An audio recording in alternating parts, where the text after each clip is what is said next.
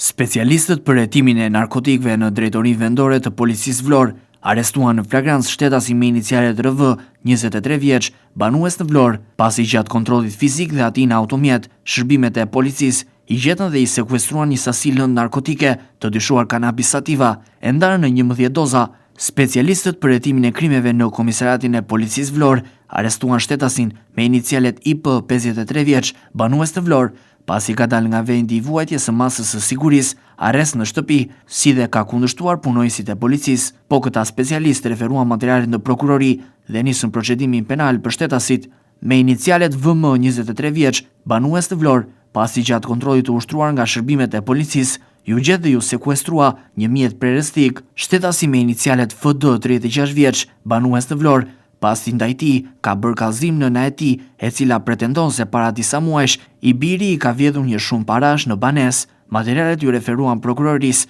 për veprime të mëtejshme.